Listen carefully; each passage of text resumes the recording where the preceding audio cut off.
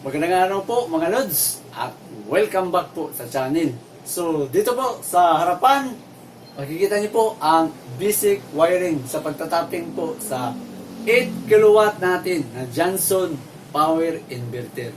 So sa mga kanoodin natin, marami po nagtatanong kung ano na ba ang nangyari doon sa 8 kilowatt natin na Johnson 12 volts na gamit. So sa kasamaang palad po mga Lods, hindi ko pa na-install ang Johnson natin na 12 volts. Kasi nga, hinintay ko pang dumating po mga Lods ang mga gamit. Kasi hindi po biro ang mag-install ng 8 kilowatt na gamit ang 12 volts. So, dito po sa harapan, makikita mo itong box, nandito pa po ang Johnson natin na 8 kilowatt. Kasi, ang tagal po dumating ng mga materials na in-order natin sa online. Sa ngayon, naipon ko na po lahat ang gamit at saka kumpleto na po. So ang kulang dito, i-install na lang natin ang kulang. Pero bago ko po ipakita po sa inyo yung pag-install pa natin, i-share ko po sa inyo kung ano po ba ang mga gamit na dito po sa 8 kilowatt na Johnson Power Inverter. Pakita ko po muna sa inyo, Lods, na totoo po talaga sinabi ko na nandito po ang Johnson natin. So ibaba ko ang camera, yan, tapos buksan natin. So ayan po, hindi ko pa nagamit ang Johnson natin. So kasi nga kailangan natin ng gamit. So mas maganda kung ilapit pa natin ang camera. So ngayon po mga Lods, dito tayo mag-umpisa sa cable wiring. Gaano ba kalaki ang wire kung susundin mo ang 4 kilowatt na gamit tapos naka 12 volts. So ang gagawin natin, balik tayo sa basic na formula natin na P is equals to IB. Pero dahil po ang hahanapin natin, ilang amperahe ang 4 kilowatt para makompute natin yung wire na gagamitin natin. So, I is equals to P over V. So, ang power natin is 4 kilowatt. Divide natin sa nominal voltage ang gamit natin kasi naka-live PO4 po tayo mga Lods. So, 12.8 volts. 312 ampere ay. So, yan po.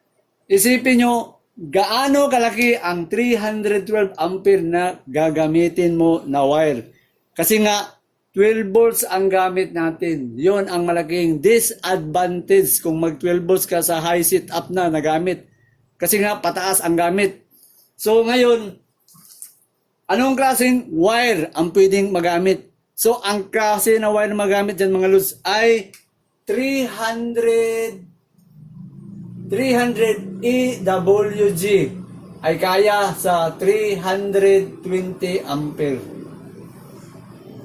So, isipin mo ang 300 EWG. Napakalaki nito mga Lods. Abot sa 300 MCM ang gamit sa wire. Kung tutusin, kung makita mo dito sa diagram natin, nag-limit lang ako ng 200 watts. Pakita mo ito, 200 ampere sa breaker ang gamit natin. So, ibig sabihin doon, kalahati lang talaga ang pwede kong magamit dito sa competition ko. Kasi, yun ang purpose ko na tinaasan ko ang power inverter natin. Kasi doon sa kalahati para po gamitin ang ganitong klaseng power inverter. Kasi ito po, naka high frequency, hindi ito low frequency type. So, ang gagawin natin, pinakita ko lang, kung kasakaling gusto mong i-pull gamit sa 4 kilowatt, ito po, napakalaki ng wires sa 300 EWG. Pero sa atin, dahil 200 ampere lang ang nilagay ko na breaker, yun ang gusto kong gawin, ang 200. Pero take note mga Lods, sa 200 ampere, ang gagamitin natin na wire ay, dito ilagay ko na lang, ay naka 2-0 yan mga Lods. EWG. Sa 2-0 na EWG, papalo po ang current sa 195 ampere. Yan. Ang wire. Tapos ang wire, napakakuan po ang wire. Dapat titingnan mo ng maigi ang wire. Itong pinakita ko, house wiring po ito sa standard wire na single wire na gamit. Tapos ito titingnan mo kung magwa-wiring ka kasi nga nagbabase po sa temperatura. isishare ko po sa inyo ang pinagkaiba. Itong guide ko sa house wiring na EWG na gamit. So dito po sa 2.0, kapag ang binili mo na wire na 2.0 ay naka 60 Celsius lang na gamit na TW na klase, papalo lang ang amperahe sa 145 ampere mga lods. Yan. Ito dagdag idea sa mga kaludi natin sa wire. Sa 2.0 ng EWG, pag binili mo ay 60 Celsius TW, aabot lang sa 145. Napakahina po, hindi yun dapat sa 200 natin, hindi masagad. Possible, pwede yan ma-overheat ang gamit. Kung dito ka naman sa tayo, sa 75% na temperature, ang brand sa wire po, naka THNW in. Papalo po sa 175 ampere. So yan, ang 90%, 90 Celsius ay THHN. Papalo po sa 195 ampere. So, yan po dapat ang bilhin mo. Naka 90 Celsius para umabot sa 195. Kasi kung dito ka, hindi mo titingnan maigi ang wire. Nako, patay kang bata ka, 145. Tapos, ang target natin, 200 2,000 watts. So, ilan ang 2,000 watts?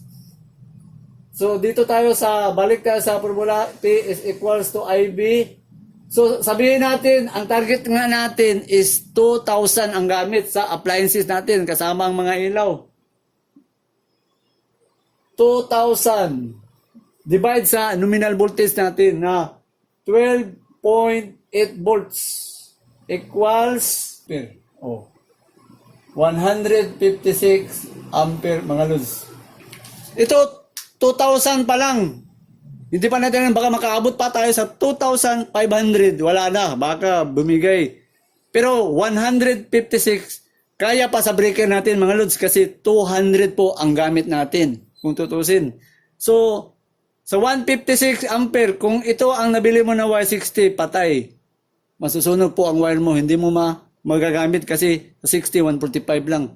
So dito naman sa 75 pwede, pero i-heating na po ang wire dyan. So mas maganda yung may kataasan po ito, 195. Pero mga lods, ito example ko lang sa DW na house wiring na standard wire. Pero hindi ito magandang gamitin kasi mahirap po baluktutin. Makapal ang standard sa loob. Ang gamit ko mga lods, ito po ang gamit ko. So, ang gamit ko mga lods ay hindi po sa house wiring kasi hindi naman yun ideal na gamitin. Ang ideal po na gamitin sa mga ganito po ay yung cable wire na gamit. So, ang gamit ko mga lods ay 70 mm squared. Katumbas po ito sa 2.0 na gamit. So, ang rated po sa 70 mm pagdating po sa cable wire ay aabot po mga lods sa 355 ampere ang kaya po mga lods. O isipin nyo.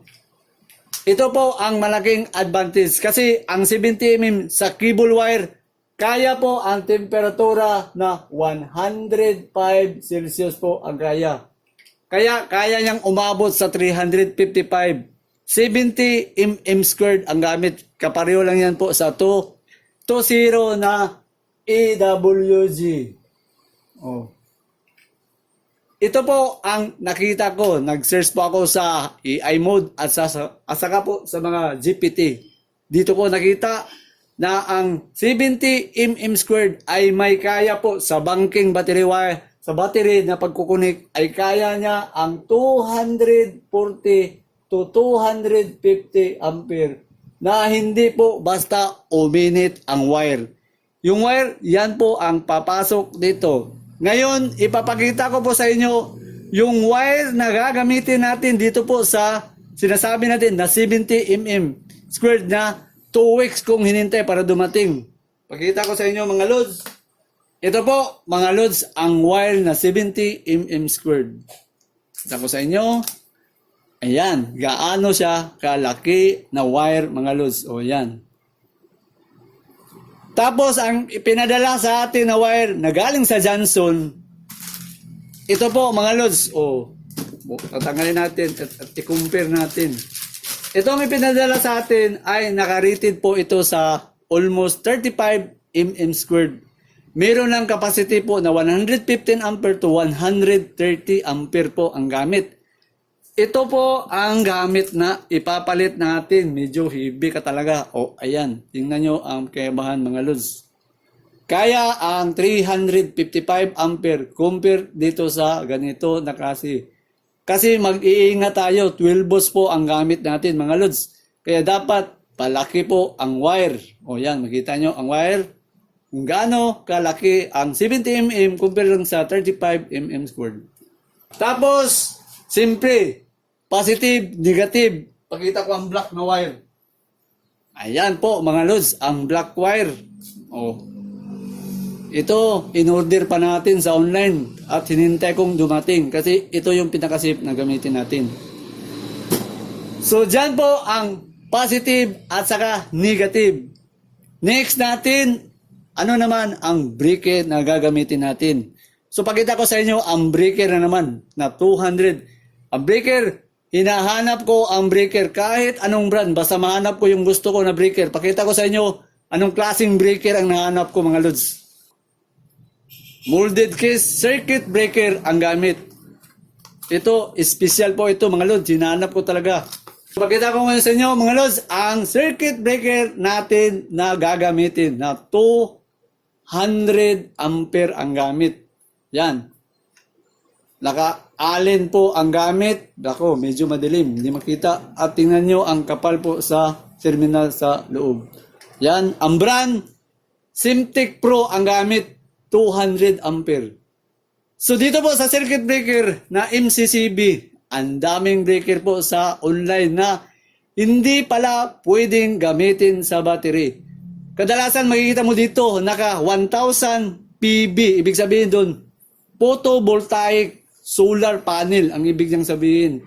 Kaya nag-search po ako ng maigi na hindi yon dapat gamitin sa battery. Ito po, nakita ko, nag-search po ako sa GPT at saka sa AI mode. Nakita ko, ito po ang tamang klase na para sa ganito na setup na battery. Kasi yung ibang circuit breaker na MCCB ay hindi pala pwede sa battery. Naka-design po sa solar panel na PV. Kaya ingat po kayo doon mga lods kasi hindi niya kayang protektahan yun. Kung sakaling magka-overload o magka-circuit, mahihirapan po siyang mag-trigger kasi naka-design yun sa mataas na voltahe. Hindi katulad nito. Tapos, take note mga lods, yung hinahanap ko talaga, ang gusto kong hinahanap na breaker ay naka non-polarized. Ibig sabihin doon, kahit saan ka maglalagay sa terminal, pwede. Dito ka mag-positive o dito ka mag-negative, pwede. O dito ka mag-negative at dito ka mag-positive, pwede. Kaya yon ang una kong gustong gawin. Kahit po saan ako maglinya, pwede. Kasi nga, para malinis po tingnan ang pag-i-install. Pangalawa, ito yung pinakamaganda na gusto ko sa kanya. Naka-reversible po ito mga lods. Iba po ito sa ibang klase na circuit breaker. Katulad doon sa tax nail, kadalasan ginagamit natin na mga breaker po ay naka-tax nail. Pero ang tax nail, mayroon pong dapat sundin. Nasa taas ang line side, nasa baba ang load side. Kasi pag hindi yun nasunod, hindi magpapangsyon ng mabuti ang isang tax nail na breaker. Pero ito, naka-reversible po ang klase. Ibig sabihin, pwede doon sa taas ang load side, pwede sa baba ang line side. Pakita ko muna dito sa drawing mga loads. Kadalasan po sa mga breaker, dapat sundin mo kung anong nakalagay. Minsan naglalagay ng positive at negative. Yan ang hindi mo pwedeng baliktarin. Kapag ganito po ang MCB mo na breaker, sundin mo ang nakalagay na positive at doon ang negative. Sa atin, tayo po ang nagko-control kung saan natin siya ilagay. Pangalawa, naka-reversible po ang gamit. Ibig sabihin, hindi kahit saan mo ilagay. Katulad sa ibang breaker. Ang ibang breaker po na nagsasabi at in-emphasize po nila ang paggamit sa breaker na dapat kung gagamit ka ng power inverter, dapat nasa taas po ang battery. Ibig sabihin, ganyan po ang resulta dyan. Dito po ang battery sa taas, battery. Ito battery, sabihin na ito battery. Dito naman sa baba mga lods, ang inverter. Yan ang ibig sabihin na dapat hindi ka mabaliktad kung hindi reversible ang breaker. Nasa taas ang battery, nasa baba ang load side. Yan ang line side sa taas. Dito naman ang load side. Battery inverter. Yon ang kaibahan. Hindi mo pwedeng ilagay dito ang inverter tapos doon sa baba ang battery. Pero yung nabili natin na circuit breaker mga lods ay kaya niyang baliktarin. Kaya ito nahanap ko talaga. Mabuti nahanap ko na ganito po ang design natin. Kung makikita nyo dito sa block diagram natin, nasa taas po ang Johnson inverter natin. Ang Johnson inverter, naka-design po, naka-ganon ang design ang pinili ko. Kasi ang ibang design na Johnson, nasa baba po ang pagkukuha sa battery. Kasi ang design ko sa Zamdon, nasa taas kasi yun. Kaya sinunod ko na doon papalo ang breaker. Katulad dito, papalo. Yan. So, diyan po dadaan ang breaker natin. So, madali na lang natin magaya ito kasi nga reversible ang breaker natin. Siyempre, ito pa mga lods, hindi naman bastang ipasok mo dito ang malaking breaker sa wire. So, pakita natin muli ang wire. Diba? Ito po ang wire. Hindi mo naman bastang ilalagay diyan dito mga lods. Kailangan mo na naman ng terminal lug. Nako, pagdating po sa terminal lug, dagdag po idea dito sa terminal lug na naman natin mga lods. So, pakita ko na naman, siyempre, may terminal lug po ang pagkukoneksyon. Hindi na ito basta mo mailagay sa mga breaker o terminal sa Johnson inverter kung hindi ka naglalagay ng terminal lug. Pakita ko sa inyo ang terminal lug natin dito mga lods. Ang terminal ko, ito. Special po ang terminal lug. Isi-share ko sa inyo kasi maraming terminal lug na hindi po pwedeng gamitin. So mga lods, ito po ang terminal lug. So hindi ko alam kung makikita nyo dito. Pero ang terminal lug po dito mga lods ay mayroon ding nakalagay na 70 mm. 70 mm squared para po sa wire na ganito po kalaki. So, dito po sa pagbibili na naman po sa terminal, ang una mong titingnan, dapat hindi po naka-aluminum ang terminal lug. Dapat po naka-pure copper wire. Ito, naka-pure copper wire po ito kasi dito sa likod, nilasnas ko po ito sa likod para makita ko po na pure copper. So, nakita ko, pure copper po, ayan. Pure copper. Tapos, ang kapal, dapat po makapal dito sa tagiliran kasi marami pong manipis. Kapag manipis, hindi kaabot sa amperahe. Iinit po ang terminal lug. So, dito po, simple, nakapasok na at bababa na natin dito sa baba. At ano naman po itong TV. So, ang TV dito mga lods, yan po ang terminal block natin. Kasi, hindi pwedeng walang terminal na ipapasok mo dito sa lahat sa circuit breaker. Mahihirapan ka doon. Tapos, pwede pang magka-overhead sa breaker kung doon mo ipasok lahat. Ang ibig kong sabihin dito sa terminal lug, yun papasok ang mga linya po sa charge controller natin. So, dito sa taas, 70 mm squared hanggang patungo dito sa battery natin. Mga lods, the 280 EH ang battery natin. Lahat po naka 70 mm squared po ang pagkukunik dyan. Tapos, pakita ko naman dito kung anong klase itong TV, terminal block natin. Ito po mga lods, ang terminal block. Tingnan nyo kung gaano rin kalaki ang terminal block. Ang terminal block naka-rated din sa 250 ampere. Kasi kung hindi mataas, iinit po ang busbar dito sa loob. Delikado na naman. Tama yung ibang wire natin. So, bubuksan ko na lang sa loob para makita nyo. Oh, ganyan po kalaki ang mga bolt dito sa loob. Kasi dito natin itatapping itong mga malaking wire natin mga lods gamit ang terminal lug. Tapos itong mga maliit, naka-design po talaga ng binili ko na mayroong mga maliit kasi dyan po ipapasok natin yung mga maliit na wire para sa mga control natin. So dito yung mga malaki na wire na papasok.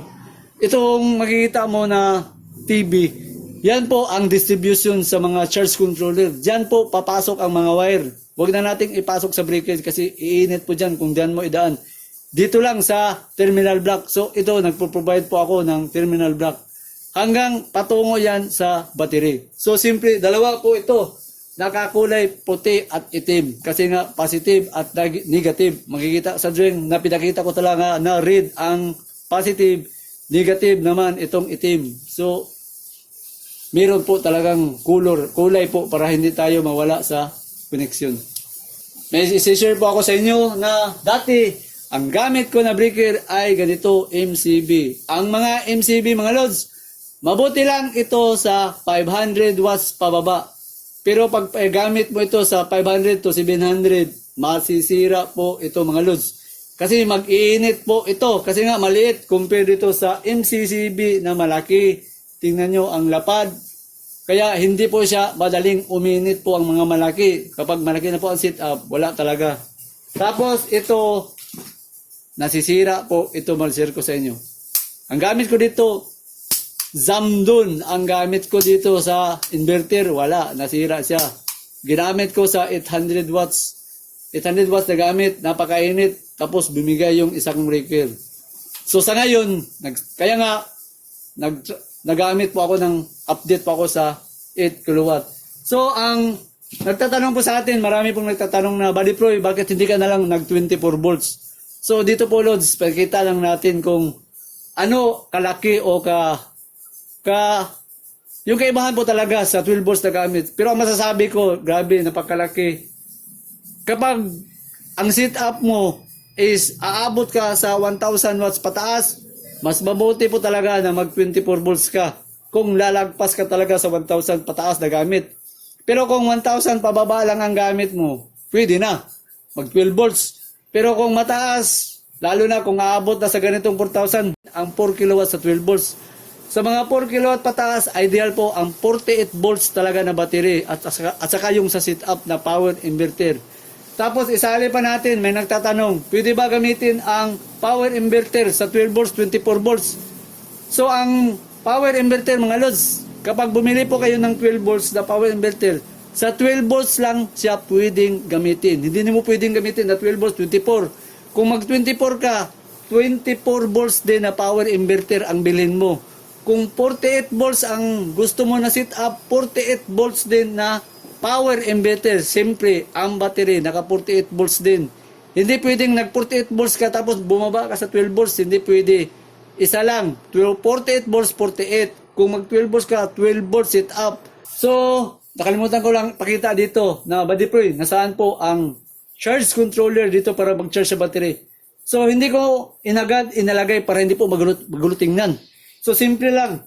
Sabihin natin, katulad ko, gumagamit po ako ng Ilijoy. So, ang Ilijoy ko, 3 ng Ilijoy ko. So, ang Ilijoy, kayang-kaya dito itap mga lods. So, example, para may idea mga kalods natin. So, ito po ang Ilijoy. Ilijoy. Ang Ilijoy, meron niyang input at meron niyang output. So, dito po sa input, yung input yan, dito po yan nakakonek sa solar panel, sa bubong. Yan, nakakonek po ganyan at saka ganyan. Ang output dyan mga lods, papasok yan dito sa terminal block natin. So, siyempre may positive, negative. So, dito yung positive, ito naman po ang negative. Yan po ang design natin sa terminal block. Dito natin ilalagay. So dito sa kabila, ganun din. Kahit 3, 4, ipasok natin lahat dito ang sa terminal block para mag-charge po dito sa battery natin. So yun ang basic na pinakita ko lang. So 2,000 ang gamit. Sabihin na natin, kasi nga 12 volt setup natin, 12.8V nominal voltage.